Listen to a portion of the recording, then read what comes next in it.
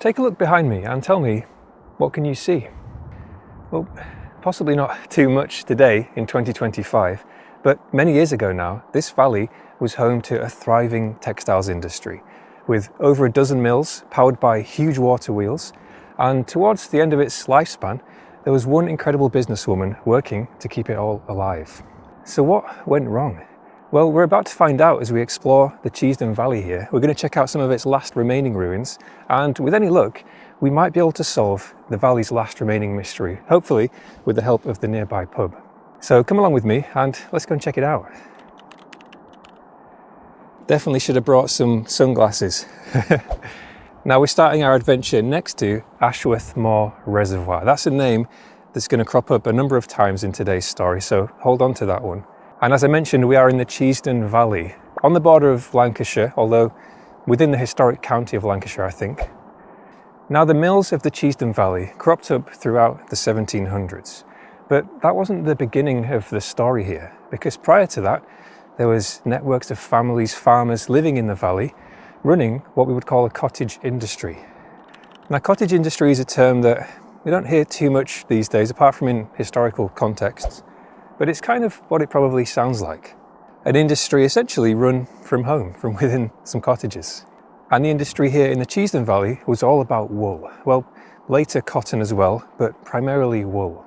The wool industry playing an enormous part in the history of England. A huge piece of our past, and we can still see many remnants of this era to this day around the nation. Now, as we walk around the valley here today, we should be encountering some of those remains, some ruins, and one in particular, one of the most sizable ruins here that we're going to find towards the end of our journey. So what's the story here? Why in, I guess what you could call a beautiful but unassuming valley, why was this place chosen to be the home for all of these mills? Well, it's all connected to a series of developments and inventions throughout the 1700s. And there was actually one man local to this area, born in Lancashire, called John Kay, who was key within all of this, because he invented something called the fly shuttle, an invention which allowed the manufacturing process to take a giant step forward and ended up being a huge contributor to the incoming Industrial Revolution. Now, the long and short of it is that much of the work being done here in the valley was to produce cloth. All the individual processes, methods, job titles, terminology, I'm going to steer clear from a little bit in this video because it's somewhat complex. It's a whole world in and of itself. But John Kay's invention, along with a number of others throughout the 1700s, contributed to massive advancements within these processes.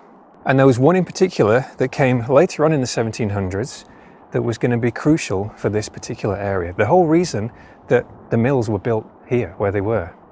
And we can't really see it from here, but assuming nothing's changed in the geography since those times, there is a stream of water running through the valley called Cheesden Brook. And the development that made this area such an appealing place for potential mills was the water wheel. Now, we will be shortly heading into the valley. We're going to snake just around this next side of the reservoir here and then head down the hills and kind of work our way around towards a place called Cheesden Lumb Mill. The name Cheesden, by the way, not being a reference to cheese. Sorry to disappoint anybody when you heard that we were talking about wool today. The name supposedly has developed from two Old English words. The first one, kiss, pronounced locally as chis, meaning gravel, and then dennu, meaning deep valley with a flow of water essentially within it. And over the years, that name has evolved to eventually become Cheesden. And these days also home, it seems, to a wind farm. I'm going to try and head down this hill without falling. I kind of want to get a closer look. I don't often get the chance to look at wind turbines up close. It might not sound super interesting to some people, but they're pretty huge. I would love to go to the top of one day. Pretty massive. Now, throughout this time, in the 1700s, when the industry here in the valley expanded, it sounds like, to make a change for that era, working conditions were actually pretty good. There were other areas in the country heavily dependent upon wool, working on a much larger scale in some cases, and in some of these instances, working conditions were really not good. There were very evident class divisions within the mills, and many workers were not treated fairly at all. But here in the Cheesden Valley, things were a bit different. I suppose partly because of its limited size. There were a lot of mills here. I think I found mixed numbers, but I think 15, 14 or 15. But because it had partly developed from this pre-existing cottage industry, many of the people running the mills here as well were part of a long-standing community. And so those class divisions didn't really exist here in the same way.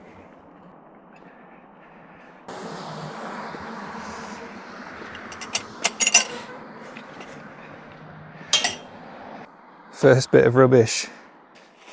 Not even the Cheesden Valley is safe. That's been probably launched out of a car, I reckon. Yeah, so the working conditions, relatively at least, good here by all accounts.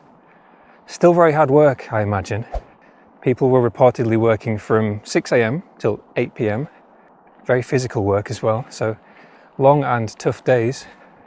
And to an extent they were dependent upon the weather as well, because the wheels being powered by the water flow, there would be times whereby there wasn't enough power necessarily to run the machinery. So following times of heavy rainfall and strong flow, you'd have to be out of bed ready to work. Apparently we're supposed to be cutting straight through here. It looks very private. I realise that gate is for cars and I can kind of walk around it. I guess let's do it. It's on its maps as a right of way, so let's follow it. It does look like maybe a private house though, so as usual, if you see a jump in the edit, I'll just probably stop filming as I walk by somebody's private property. Okay, it seems fine actually. I just saw the caravan in the windows and I thought maybe somebody was living here. Seemingly no. In fact, it looks like this could have been one of the old farmhouses from back in the day even, potentially. Undergoing a lot of restoration work at the moment. So the 1700s carries on. We've got all the mills here in the valley. We've got, from the sounds of it, pretty happy workers. There's plenty of evidence on record of a very close-knit and healthy community here in the Cheesden Valley. And I guess, you know, nothing lasts forever, but how did it go from that to seemingly being deserted? Nothing. Well, one of the clues is in the very mill that we're making our way to right now, Cheesden Lumb Mill.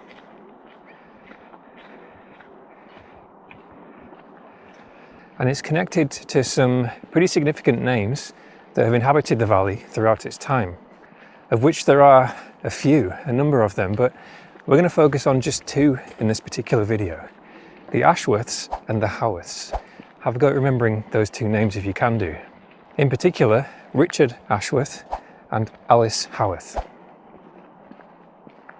Now we've already passed Ashworth Moor Reservoir, named after the Ashworth family, and somewhere, I think we're pretty close to it now actually, in the southern side of the valley, there is Ashworth Road.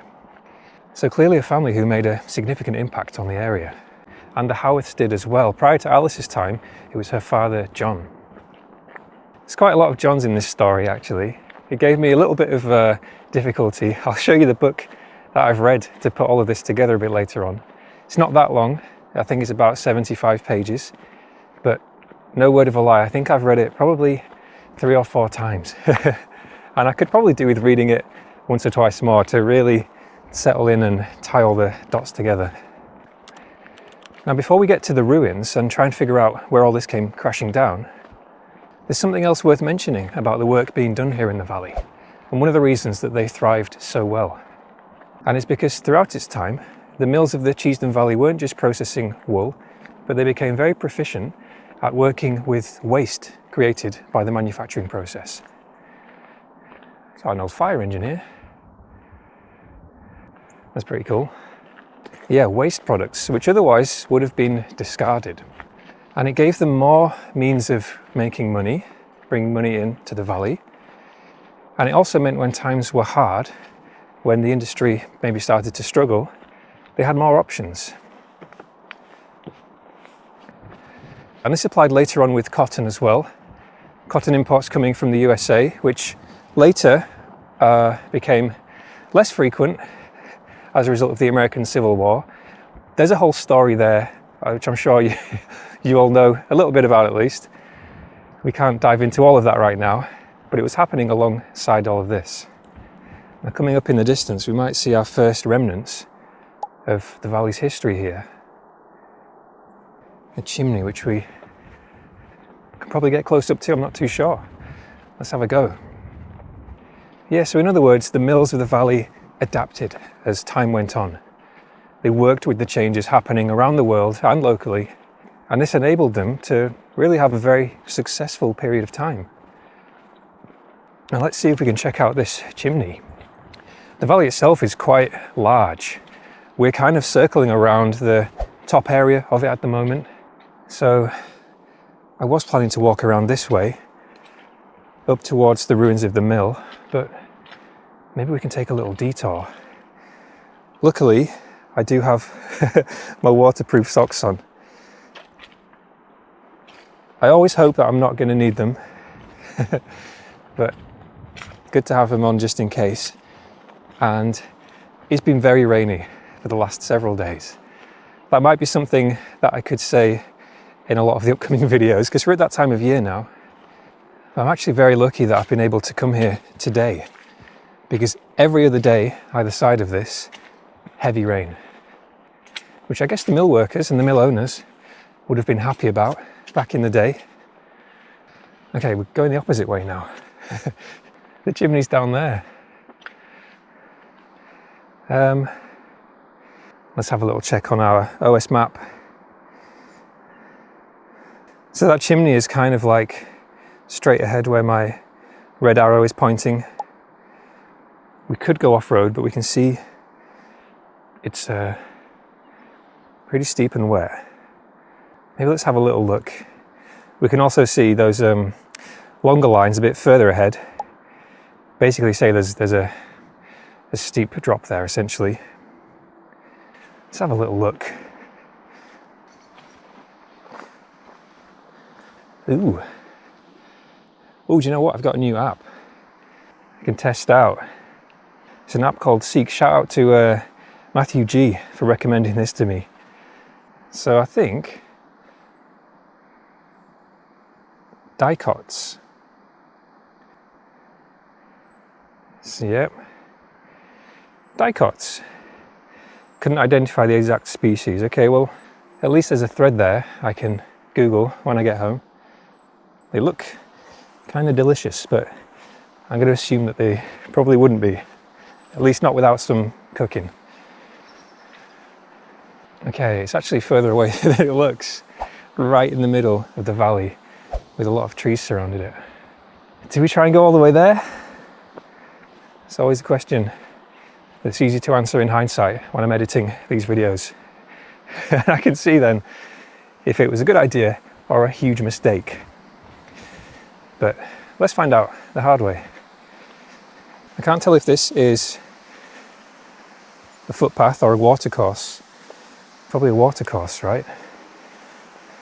That's the thing with paths, particularly in woodland areas. Sometimes they're just animal trails, they've been worn down by sheep or something else. Sometimes by water, but it's now dry. You never quite know.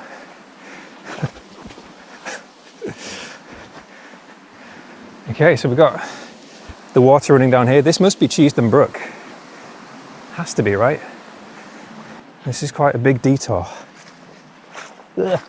Oh no. Big muddy detour. The chimney is getting closer though. Feels quite ancient down here. Oh my god, the amount of water I can see.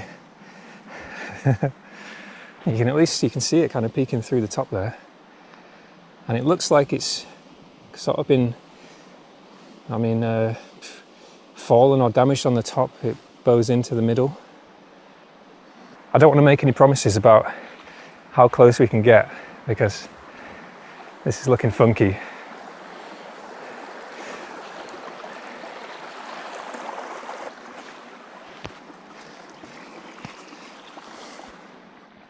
Okay, I think we're actually going to make it all the way to the chimney.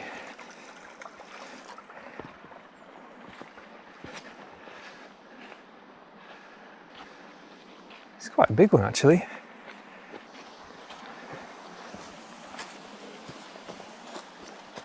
Wow, look at all this moss. This tree's got a full carpet.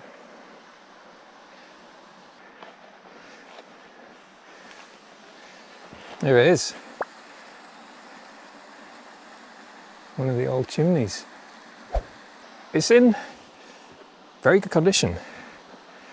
Cheesden Lumb Mill that we're heading to was built well over 200 years ago in 18...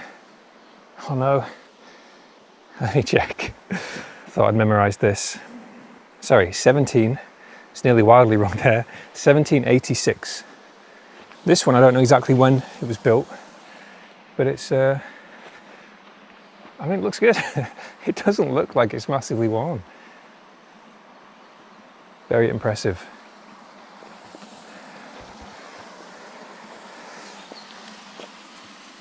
Not really anything to see other than it's just very thick walls. Some chimneys I've seen on this channel before, kind of like 2 bricks, and I say bricks, they're smaller than these, thick, but that's a bit of a beast. So we've still got some kind of remnants of what else was around here. A lot of stone, a bit of a wall there underneath that tree, and it kind of looks like steps. I mean, here as well. So you can sort of piece together, oh yeah, this whole floor actually is paved. Wow. Probably a lot easier to see outside of autumn. I wonder how far that stretches. You can sort of see it poking out of the lower level of the ground here as well. Wow. Now, if you're wondering about the wheels, at Cheesden Lumb Mill, where we're heading to, apparently there is still some remains of the old water wheel there. So we should be able to see something, hopefully. Okay, a successful detour. Now I'm way too hot. I'm gonna have to just strip down one layer.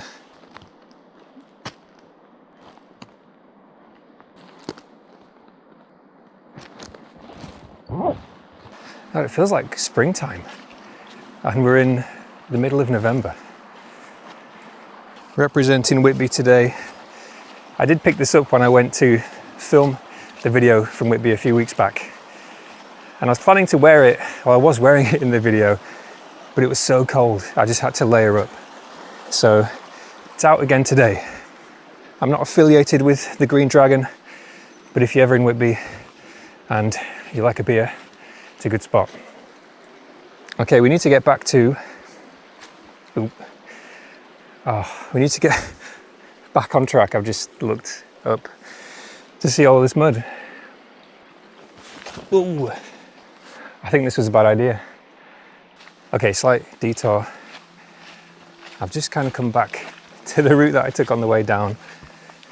So I'll climb back to the top and then we'll carry on our journey to Cheesden Lumb Mill.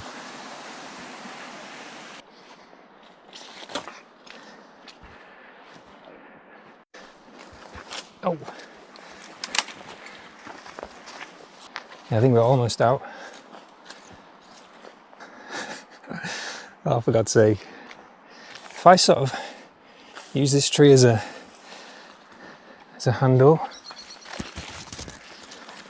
Okay, we made it. It's definitely a good idea to bring or to wear the waterproof socks, because that's the state we're in at the moment. But my feet feel dry, so that's the main thing. That detour, by the way, was not in the original route I'd planned. So if you happen to be looking at this or planning to look at this through the members area, you won't see it in there. But as you get to the bottom of the hill, just behind where my arrow is, you'll see the chimney straight ahead. In case you're wondering, by the way, why I'm only putting the routes and the map into the members area, it's not just some cheap cash grab on my part, I promise. I'm not trying to hold things back from the rest of you who aren't members, but it takes a fair bit of extra time to export the routes, get the files, do the write-ups about any of the guidance needed with it.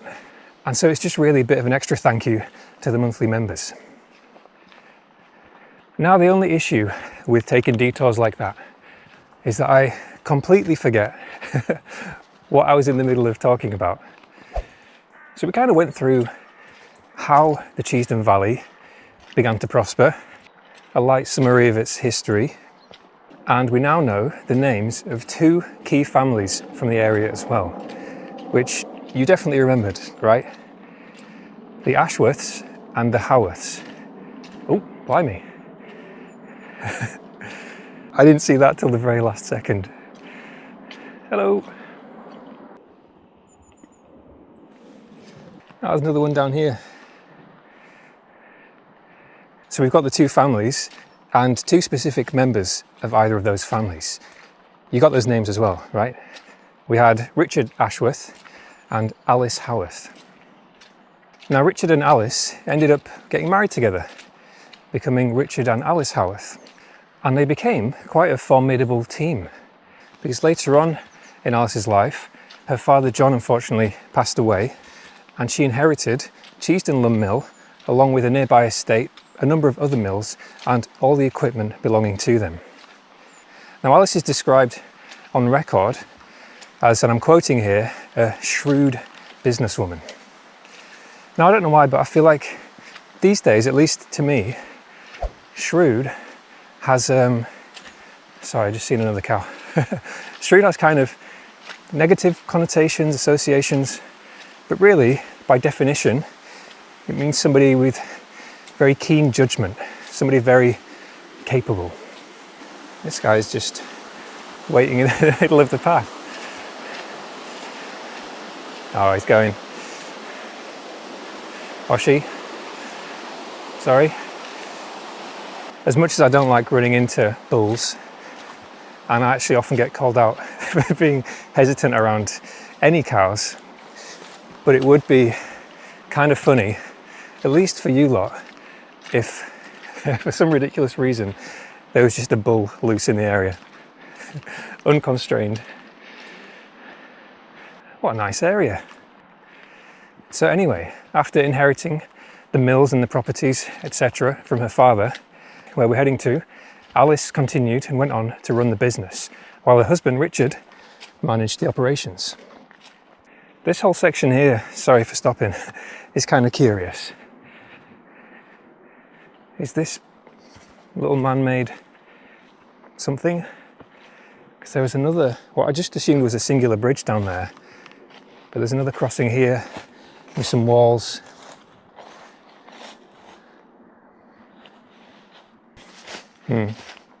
Something, I don't know what it is, but it's something.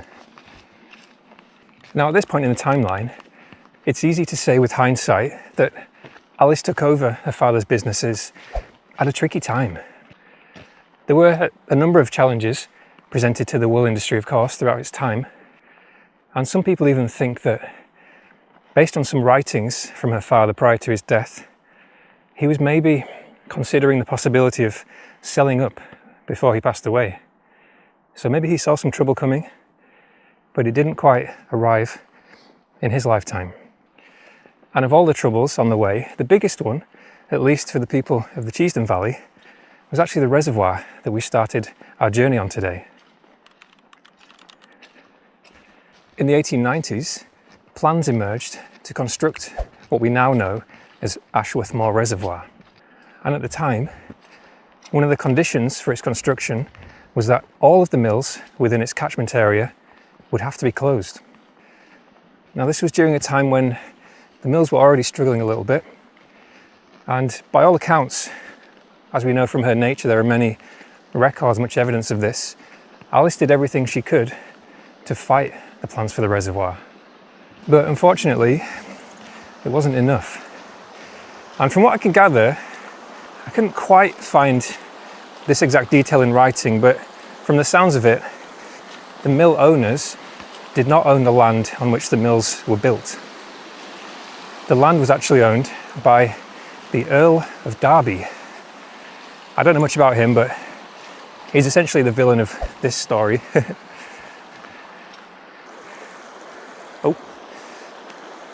Another thing I got called out on recently for not knowing about sea foam. Anyway, sorry, has nothing to do with this video. Now the plans went ahead and the mill's closed. They closed down. Alice left the area and lived the rest of her life somewhere else. And Cheesden Lumb Mill, not the only one, but the one we're about to see, was just left abandoned.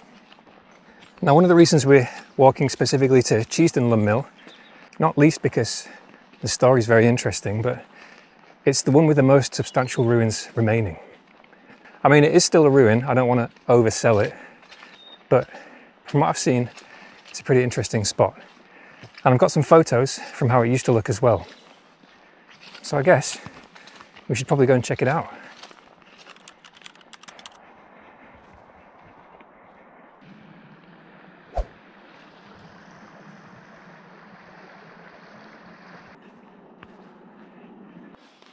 We've got some more ruins on the way here. Pretty big drop of water beyond this, what looks like old wall.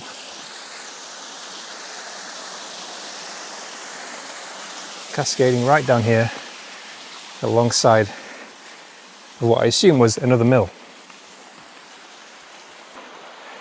You can still see the brickwork over this one. This one is not our main destination, but still something here.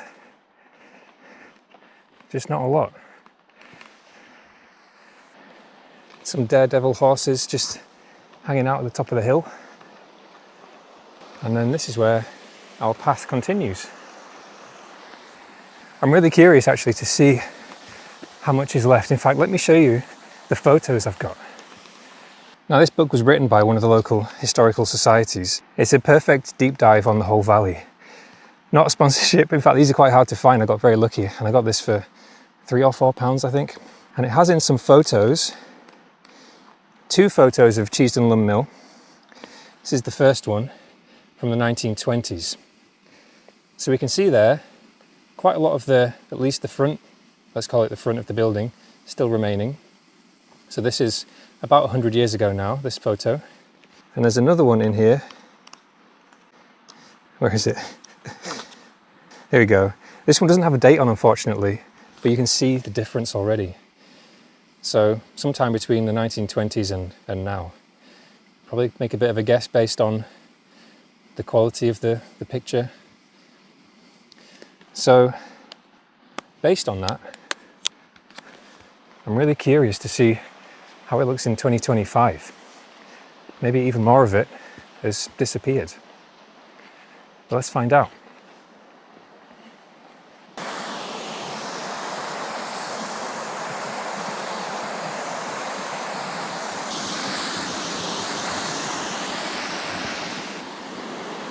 Oh, there it is in the distance. So I think a little bit less than what we saw in the book, but thankfully still quite a lot. Not bad for 200 odd years old. Here we go, Cheesden Lumb Mill. Still got the archway over the top of the water. Oh, what's happened here? Bit of a landslide. And, oh, so it really is just one face of it pretty much. Big sign there saying no camping. I can see the appeal. Somebody's been having some fires here, at least it looks like. Be a bit noisy though, would it not? It's quite a cool view from this side. And to be honest, I kind of like the pattern that it's left. Sort of, I don't know. It's like a big potato waffle. Maybe I'm a bit hungry.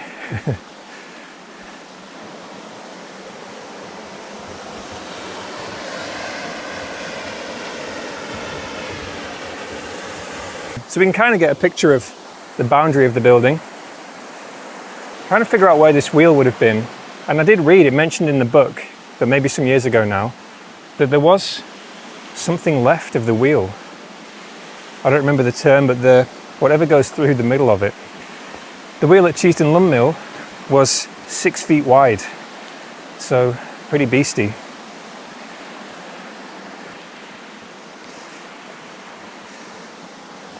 Maybe it's up there. I don't think that's the way you're supposed to go, but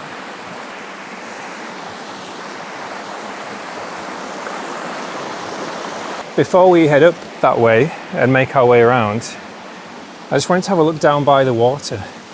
Just below the drop, there was a sign down there which probably says something along the lines of no swimming, I guess. But let's find out.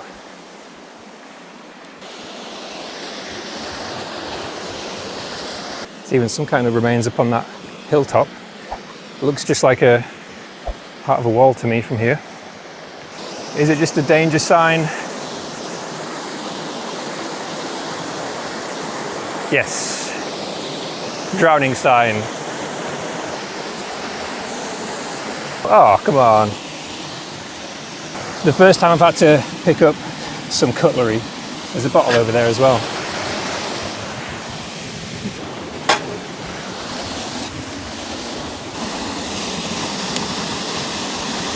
There is also a disposable barbecue up on that ridge, but I don't know what to do with that. I don't know. Whoa. Look at that. How close can I get without scaring it?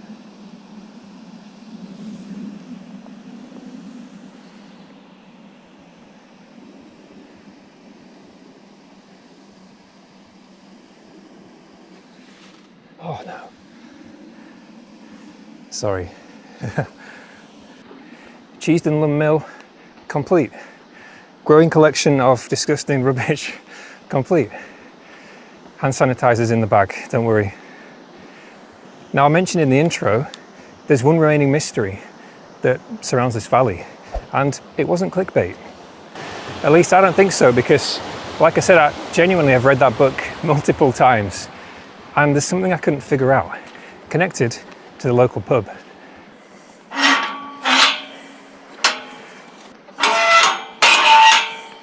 Oh, do you know what? I've just realised we didn't look for the water wheel. But let me tell you about this mystery while I just quickly walk back to this top part. Yeah, the local pub is called Owd Betts, and dating back to 1796, and built according to their website by Richard and Mary Ashworth. I feel like probably the wheel probably would have been at the bottom right, so this might be a lost cause. Oh well. Yeah, built by Richard and Mary Ashworth.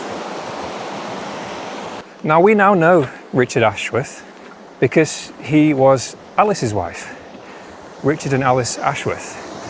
Alice being the final owner of Cheesden Lumb Mill. So who's this Mary? I've been trying to figure this out.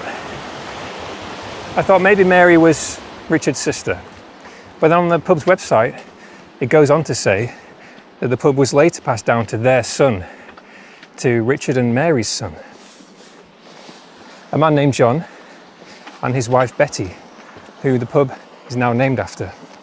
So okay, maybe there was another Richard Ashworth in the valley. Seems unlikely. Maybe Richard's dad or granddad, but the timelines don't seem to suggest that that's possible. But surely Richard didn't go on to marry and have a family with somebody else. That seems unlikely for that time period, to me at least, but I'm no expert. In other words, I'm not sure which Richard Ashworth this is. So we're going to walk to the pub. It's just over the road up here. I've not been in touch with them in advance, so I'll go in and ask, and I can either film inside or maybe hopefully get some answers, and then I'll let you know outside the pub. And I suppose whilst we're there, we might as well support a local business and get a pint of hand-pulled cask ale. It's only fair. So let's quickly climb out of the hills here and go and check out Owd Betts pub.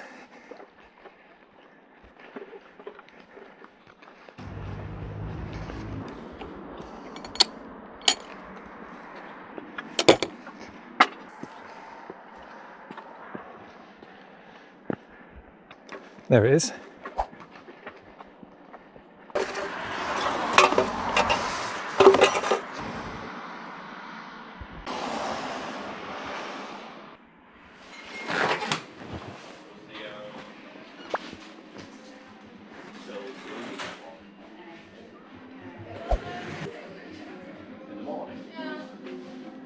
Got an outside table purely to avoid the copyright music, but it's really nice in there. And it's really cozy, got a log fire going. Apparently it's pronounced Owd. I've got an Owd Betts bitter, I think it was. And I've even bought a little history booklet. But the mystery's been solved already. I had a chat with the waitress and she showed me on the wall the family tree, the Ashworth family tree. And we can see on there, going to test out my short-term memory now, that Richard and Mary, who founded this pub, were the grandparents, I think. I have to check the footage. The grandparents or great-grandparents of Richard and Alice, the last owners, or the last owners and managers of Cheesden Lumb Mill. And we've also got one of the other major families from the valley, the Ramsbottoms, Betty Ramsbottom, as it happens, the lady who this pub is now named after, Owd Betts. So there we go, mystery solved. I'm glad about that. And a very nice beer to go with it. The best thing about this is that it's technically a business expense. So I'll get 4 more, I reckon. And that's going to be the end of our adventure today from the Cheesden Valley. If you've got any questions about the story, or you want to add anything to what we've covered today, let us know in the comments as always. I'm going to get to reading this now and probably get some lunch here before I head home. If you're tempted to visit and do this route yourself, 100% recommend it. It looks to be a popular place in here. It opened 10 minutes ago and there's already people here for lunch bookings on a Thursday. Thanks a lot for watching this video, supporting the channel and funding my business expenses. It's very much appreciated. Jokes aside though, I do really appreciate it. Thank you so much and fingers crossed, I'll see you next time.